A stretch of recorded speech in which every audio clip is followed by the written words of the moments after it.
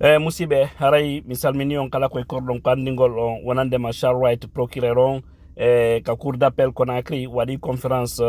de presse ɗum noon ko tene ñande 6 juin 2022 fi ɓe wawaɗ ɓe humpitade taw fimu fi andingo jama on ko honno kumpay kun ceerno Mamadou Diallo fellira nde yontere feƴƴude Conakry ka aksuwal ɗum ko Hamdallah haray noon e nder autopsie mo ɓe waɗi on ɓayɓe ndaari ɓe tawi tigi ko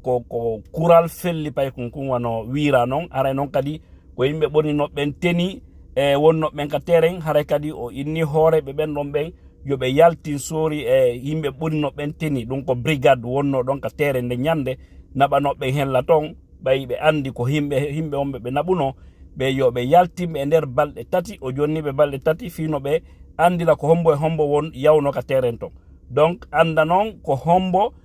felluno pay kun ko mbay pay kun ko fella kun ka hoƴƴudu wano no o woliri noon haray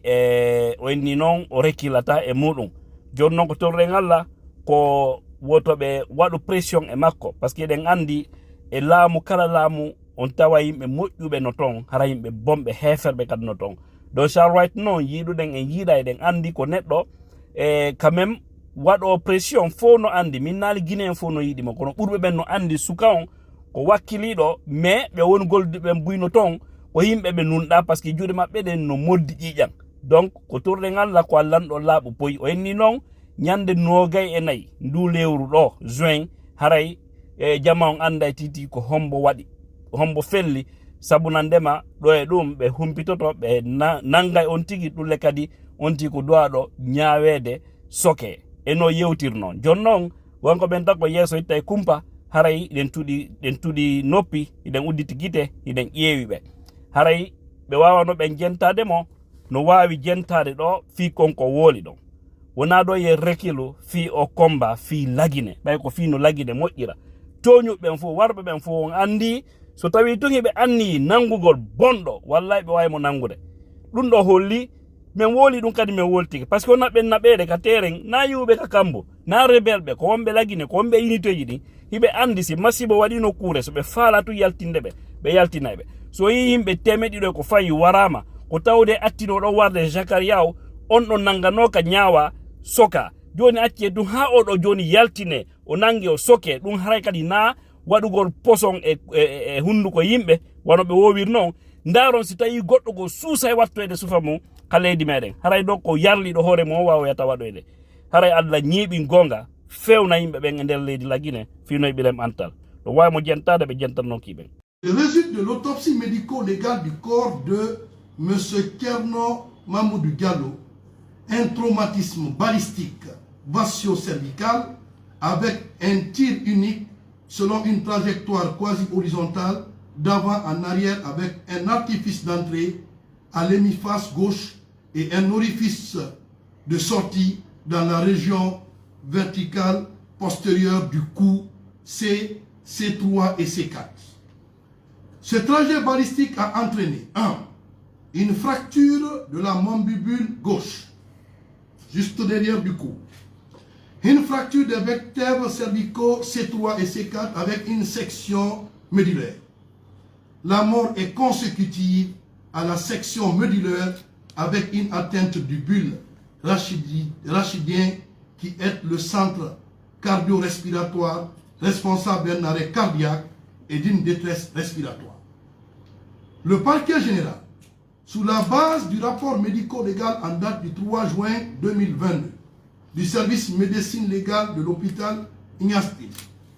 porte à la connaissance de l'opinion publique nationale et internationale que la cause de la mort de Thierno Mamadou Diallo est due à un traumatisme d'origine balistique tiré dans une position génuflexion probable de la victime. Il informe que les témoins des faits ont été identifiés avec la garantie de leur protection pour l'identification sans délai de l'auteur des faits. Le procureur général instruit au procureur de la République près le tribunal de première instance de Dixie, conformément aux dispositions des articles 40, 41, 42, 43, 44 et 45 du Code de procédure pénale, d'enjoindre par voie de réquisition au directeur général de la police nationale et du directeur régional de la police de Conakry la communication sans délai de l'ordre opérationnel des unités d'intervention, notamment les unités de la brigade anticriminelle qui patrouillaient dans la zone au moment des faits poursuivis, sous peine de poursuite judiciaire pour refus illégal d'un service légalement dû et entrave à l'action de la justice. Il instruit en outre, par voie de réquisition, le dépôt de la liste de tous les agents des unités d'intervention concernées par le ministère de la Sécurité et de la Protection civile dans un délai de 3 jours à compter de la présente instruction et le placement des lieux du crime sous main de justice pour faciliter le travail des enquêteurs. Le parquet général rappelle que la loi sera appliquée dans toute sa rigueur et dans un délai raisonnable dans l'intérêt d'une bonne administration de l'enquête en cours. Il met en garde contre toute récupération politique d'une enquête judiciaire et réitère qu'il engagera des poursuites judiciaires conformément à la loi. Le parquet général communiquera le 24 juin 2022 sur l'évolution de l'enquête dans la limite du secret de la dite enquête. Tel est le contenu de l'autopsie et les mesures prises. Je vous remercie. Une question.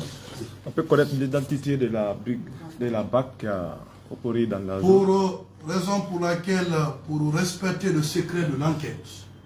nous ne pouvons pas dévoiler l'unité incriminée. Mais ce qui est fondamental, où on ne peut pas aller au-delà du secret de l'enquête, c'est qu'aujourd'hui, on peut dire, sans risque de nous tromper, que dans un délai raisonnable, les véritables auteurs de ces faits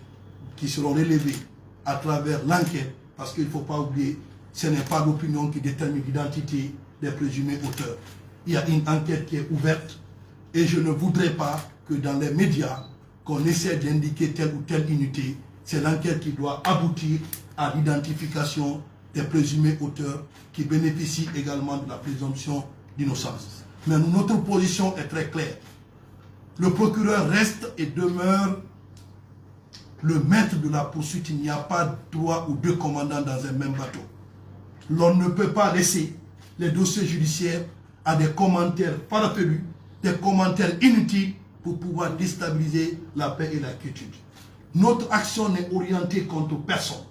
Nous disons tout simplement que si vous regardez l'article 41 du Code de procédure pénale, il est dit que le procureur général que je suis, j'anime et coordonne les activités des parquets, tant dans la prévention que dans la répression des infractions. Donc quand nous intervenons dans le cadre de la prévention, notre mise en garde est sans embâche. L'on ne peut pas récupérer une affaire judiciaire pour en faire un trophée de guerre. Nous continuerons à travailler de manière sereine, sans la pression d'aucune autorité, sans la pression d'aucune association. Nous ne répondrons pas à des plaisantins qui pensent qu'ils ont la capacité de diriger une enquête judiciaire au nom des valeurs qu'eux-mêmes n'incarnent pas. Je vous remercie.